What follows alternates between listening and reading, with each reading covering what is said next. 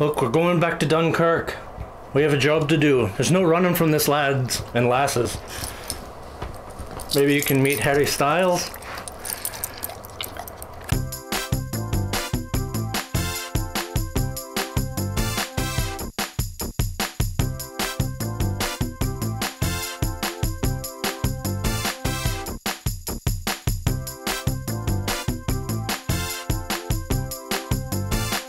Hey everybody, welcome back to Drinks and a Movie. Chris Hamker here with you. Today we'll be talking about the new Christopher Nolan war film Dunkirk, but first let's start with the drink.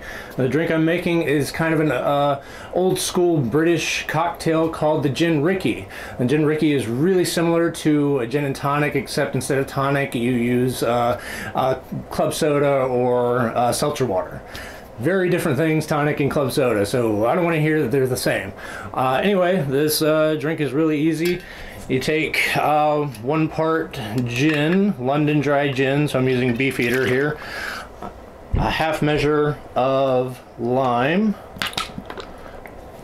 and fill the rest of the glass with club soda, and then enjoy. Alright, so let's talk about Dunkirk. Dunkirk is written and directed by Christopher Nolan and stars, well, honestly, I'm not really sure who it stars. I mean, Mark Rylance is in it, and so is Cillian Murphy. Kenneth Branagh is in there every once in a while, but there's really no real star of this movie. There's no real main character of this movie, and that's a little bit part of the problem, but I'm getting a little ahead of myself. Let's try this drink. Here is to Dunkirk, the Gin Rickey, and cheers. So let's first talk about what Dunkirk is actually about. Dunkirk is the true story of 400,000 soldiers that are trapped on the beach at Dunkirk. The German army has essentially pushed British, French, and Belgian soldiers all the way back to the beach, where they're pretty much sitting ducks, essentially, for the German army to pick them off one by air. And they're just sitting there waiting for the British fleet to come pick them up and take them across the English Channel to safety. The British government got so desperate, actually, at this point, they sent out word to their civilians, anyone with a boat, no matter what size, to come and help with the evacuation. And it's a pretty harrowing story. It takes place over about a week, and it's something I didn't really know a lot about, but it's actually pretty interesting. So let's start with the good of this movie and the things I really liked. If you're going to watch this movie, try to watch it in an IMAX theater that is presented in 70mm aspect ratio. Christopher Nolan, probably more than any other director, takes full advantage of this format. I mean, it really does immerse you in the event. You really feel like you're one of those 400,000 soldiers waiting to be rescued.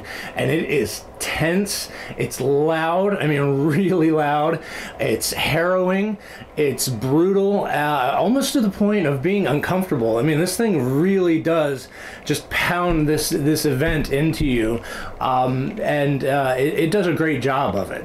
I mean, the sound design alone is incredible. The way the bullets just whiz by your head and you hear this, the way the dive bombers are screaming toward these poor soldiers on the beach, and it is a really terrifying thing to experience. So Christopher Nolan is one of those purist directors that still uses film, practical effects, and wide-angle lenses, like those 70mm widescreen IMAX shots, to make his films.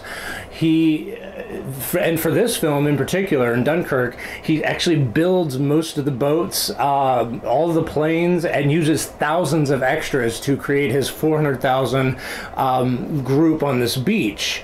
And it's all done in camera and on film, not digital, and that's really impressive. I mean, this film is truly a technological achievement, both visually and auditorily. Now the problem is, that's the only thing this movie has going for it. I was shocked by the lack of storyline and character development. If someone was to ask me, so who's the star of the movie? What character is the main character? I'd say Dunkirk. Someone was also to ask me, well, what's the movie about? I'd say the stuff that happens at Dunkirk was the story. The problem is, I don't know anything about any one character. I couldn't tell you a character's name. I know Kenneth Branagh's in there, and I'm pretty sure he's important, or an important guy, because he has a hat and looks off into the distance pensively. Look, Mark Rylance is in it, but he is the closest one to really having a through line of a story, but there's no kind of character arc or character development. Now you might say, well, what about that, the kid with the short dark hair, the white kid with the short dark hair? There's hundreds of white kids with short dark hair in there, and without any kind of personality or character development, I honestly lost track of who is who, and if that guy was the same guy that was before, and that's not good. If you ask about story, you could just read a historical, account of what happened at Dunkirk, and that's pretty much what you see. But the problem is, you're just watching nameless soldiers trying to survive for 140 minutes of this movie, and it just isn't enough to just carry a film. Look, character in a compelling story are ways an audience can grow an emotional attachment to the events of a film. The problem is, by the end of this film, I just didn't care. I know that sounds terrible, and don't get me wrong, I found what happened to these poor soldiers tragic and really sad, but beyond that, I didn't have any kind of emotional attachment to the film. It's as if they made Saving Private Ryan, and the whole film was the storming of the beach on D-Day, but then didn't add characters like Hanks's Captain Miller or Ryban or Vin Diesel's Caparzo or Oppum. I mean, hell, even fucking Private Ryan was there to serve as a foil for the rest of the members of the group. You're just watching, again, nameless characters try to survive, and it takes away from the emotional attachment of the film. Nolan, listen, you have to find a common ground. In Interstellar, you went way too far in trying to bash us over the head with the emotional attachments to all these characters, and what you give us is 5 minutes of Matthew McConaughey ugly crying to the screen. And then on the other end, you have Dunkirk, which is pretty much the most expensive, well-made, war reenactment, battle reenactment that has been put to film. Lastly, Nolan, you're starting to become a little bit like Shyamalan with your tropes that you have to put in every one of your movies. And once again, you try to do something strange with time. I'm going to say this as like a warning to people. The timeline is a bit played with in this story. So the story takes place over land, sea, and air. Land takes place over a week, sea takes place over a day, and air takes place over an hour, and he kind of intercuts all these things, and you see stuff happen from different points of view. But the problem is, it's one, a little confusing.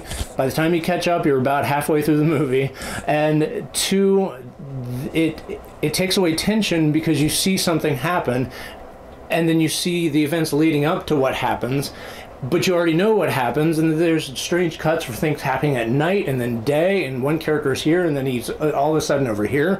It's just a very confusing way to tell a story, especially just a war story like you're trying to do here. Just tell a linear story, Nolan, please. Look, all in all, it's a gorgeous film, and it's really well made, and it'll probably win some Oscars for visual effects or sound and sound editing, definitely, and those are achievements in and of itself. But I need more in my movies. I need some sort of character. I need some sort of story and plot line.